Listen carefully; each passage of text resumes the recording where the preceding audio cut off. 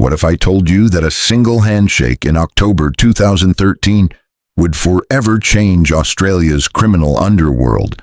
That overnight, 90% of one of the country's most feared motorcycle gangs vanished, only to reappear under a new name. A name that would dominate Australia's drug trade for the next decade. Tonight, we uncover the shocking truth behind the most daring gang takeover in Australian criminal history, how the Mongols Motorcycle Club didn't just enter Australia, they conquered it. Through violence, intimidation, and a ruthless business model, they terrified even hardened criminals.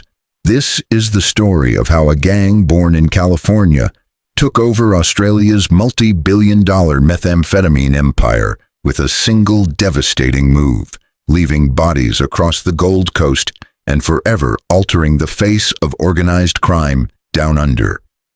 Where it all began, Juan, the Mongols' Origins. On December 5, 1969, in Montebello, California, 10 Vietnam veterans gathered in a garage. Rejected by the Hells Angels for being Hispanic, they founded their own club, one that would become one of the world's most feared criminal organizations. They called themselves the Mongols Motorcycle Club, named after Genghis Khan's brutal empire. Their patch, a cartoon Mongol warrior on a Harley Davidson, would come to symbolize violence and conquest across continents. By the 1980s, the Mongols had declared war on the Hells Angels, igniting a bloody conflict that would last decades. But unlike local biker gangs, the Mongols had global ambitions. They recognized that the international drug trade was becoming a trillion-dollar industry, and whoever controlled supply chains controlled everything. The Mongols weren't just another biker gang, they were a criminal corporation in disguise, militarized, structured, and disciplined. New members were vetted psychologically. Their 70-page constitution detailed not only club rules but business procedures for trafficking drugs, laundering money, and expanding territory. Their greatest strength? Adaptability. While others clung to old turf wars, the Mongols targeted new global markets, and by 2010, they had their eyes on the ultimate prize, Australia, the Australian opportunity. Australia had everything a criminal empire could want: vast coastlines perfect for smuggling, a wealthy population with high drug demand, and sky-high street prices. A kilo of meth worth $8,000 in China could sell for $650,000 in Sydney. But the market was already dominated by powerful motorcycle gangs, the Hells Angels, Bandidos, and Rebels. To break into Australia, the Mongols needed a plan, and they had one: strategic violence backed by corporate efficiency. By 2013, opportunity knocked. The Finks Motorcycle Club, one of Australia's oldest, was facing collapse under new anti-gang legislation. Founded in Adelaide in 1969, the Finks had grown into a major criminal player. But internal conflict, police pressure, and generational divides were tearing them apart. That's when Peter "Chop" Emerton stepped in, a businessman, not a street thug. Clean-cut and calculating, Emerton had quietly built ties with Mongols leaders in California. He wasn't interested in old-school gang wars. He wanted an international criminal enterprise. In early 2013, Emerton flew to California to pitch the Mongols on Australia's criminal potential. His proposal? The Finks infrastructure could be absorbed, instantly giving the Mongols a national footprint without firing a shot. The Mongols agreed. The Great Patchover. On October 13, 2013, inside a modest hotel conference room in Queensland, the Finks national leadership voted to patch over to the Mongols MC. It was the largest club merger in Australian history. In a single night, 90% of Finks members surrendered their colors, covered their tattoos, and pledged allegiance to the Mongols. Over 350 bikers across 5 states were processed, vetted, and integrated. Properties, drug stockpiles, businesses, and vehicles were transferred to Mongol control. They didn't just gain members, they inherited a criminal empire. The Finks had supply chains, money laundering operations, and connections with corrupt officials. Their businesses were the perfect fronts for illicit activities. Mark Ferret Moroni, a longtime Fink who became Mongols Australia president, described it as the most professional operation he'd ever seen. The Mongols had everything planned. Territories, pricing, rules. They brought in lawyers, accountants, and logistics experts. Within weeks, drug shipments that used to take months were arriving weekly. Access to higher-grade meth at lower costs gave them a massive edge.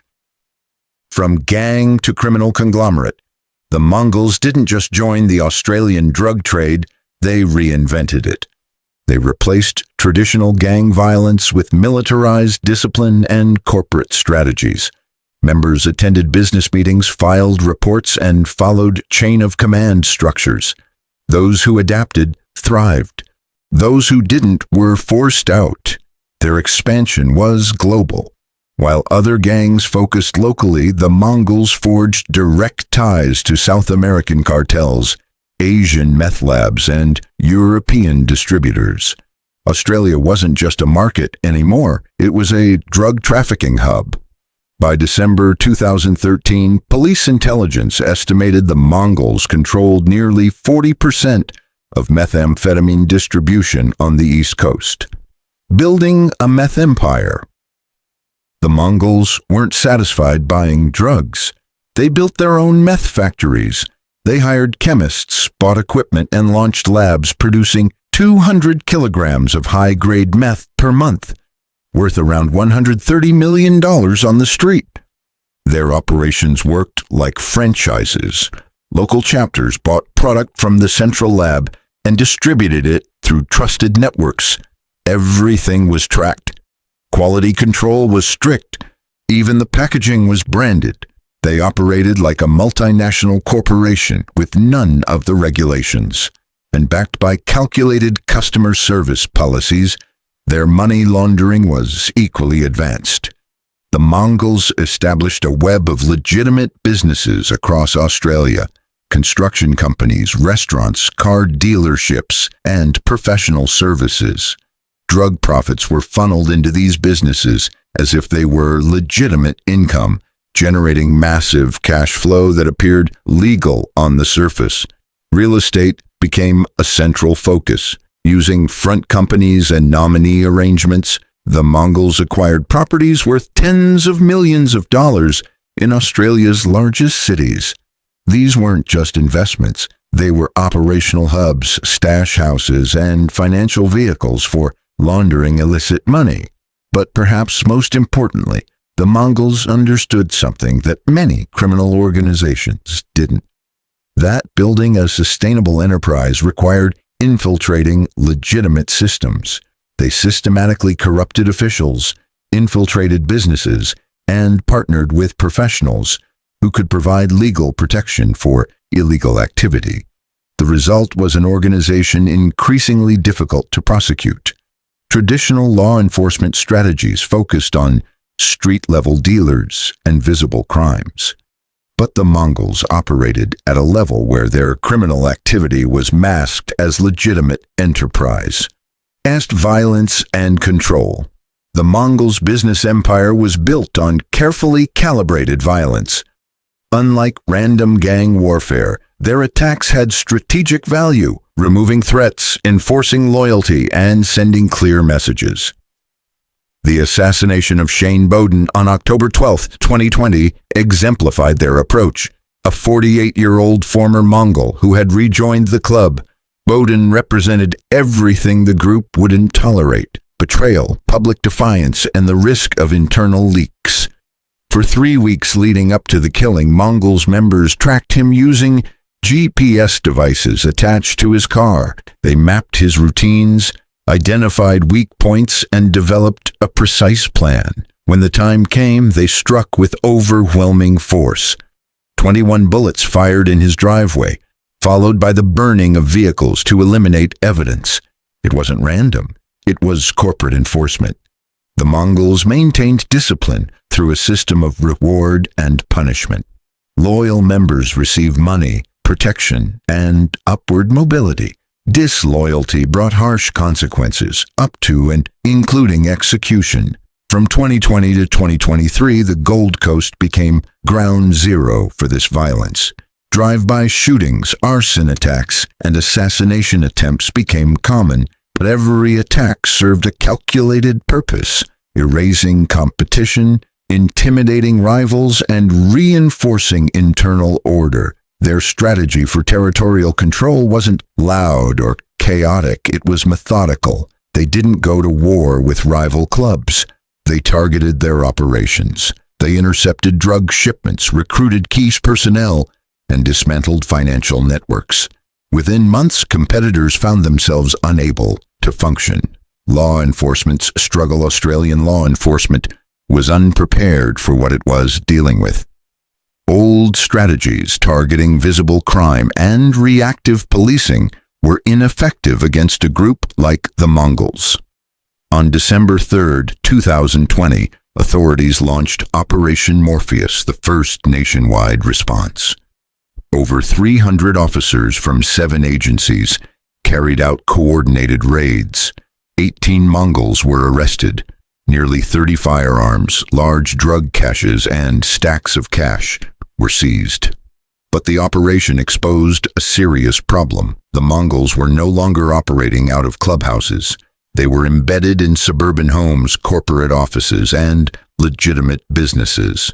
Detective Superintendent Jason MacArthur called it unlike anything police had seen before. The Mongols used counter-surveillance, encrypted communication, and a compartmentalized structure that made conventional investigations nearly useless. The breakthrough came through global cooperation. American authorities shared intelligence on the Mongols' internal structure and financial operations. European agencies provided details about their laundering strategies. Asian authorities contributed insight into supply routes. Still, prosecuting them was difficult. Their transactions were disguised as legal. Their communication was encrypted. Their structure was designed for plausible deniability. Financial investigations proved more effective than criminal charges. Tracing money laundering, leveraging unexplained wealth laws, and targeting financial infrastructure helped dismantle part of the operation. By 2024, authorities estimated they had disrupted roughly 30% of the Mongols' activity in Australia. But the gang's adaptability meant every shutdown operation was replaced within weeks. Current status and the future. As of 2024, the Mongols control an estimated 60% of the methamphetamine trade along Australia's east coast. Their operations are believed to bring in over $2 billion annually, making them one of the most profitable criminal organizations in the Southern Hemisphere. Recent arrests under Operation Tiger Miliang uncovered the group's evolving tactics, like using paraffin wax to smuggle 32 tons of meth from Malaysia, showing their continued innovation in trafficking methods. Today, the Mongols have moved beyond the traditional motorcycle club model. While they still use the image of brotherhood and loyalty, their operations now resemble a global criminal enterprise. Intelligence indicates they maintain partnerships with Mexican cartels, Asian drug manufacturers, and European distribution networks. Australia has become both a key market and a strategic command center for expansion into New Zealand, Southeast Asia, and the Pacific Islands. But their success has created new problems. Law enforcement pressure is growing. Internal power struggles have begun to emerge, and rival organizations are starting to challenge their dominance. The arrests of senior Mongols in multiple states during 2024 disrupted operations. More worryingly, their business model, sophisticated, profitable, and difficult to trace, has influenced other criminal networks. raising the overall threat level in the Australian underworld. Reflection. The Mongols' takeover of Australia's drug trade is not just a story of gang success, it's a lesson in how organized crime has evolved. Through long-term planning, global alliances, and business discipline, they turned a fragmented market into a cohesive empire. Their influence goes beyond meth trafficking. They've corrupted legitimate industries, impacted legal institutions, and created criminal networks that could outlive any police operation. The fight against the Mongols is no longer just about drugs. It's about stopping the spread of organized criminal systems into the everyday economy, because once criminal enterprises achieve this level of integration, removing them becomes nearly impossible. Today, the Mongols are no longer just a gang. They are a global criminal corporation, riding motorcycles not just for image, but as a mask for one of the world's most profitable illegal empires. Their conquest is complete. The empire remains. And the real question now isn't whether they can be stopped, it's whether anyone will act before it's too late.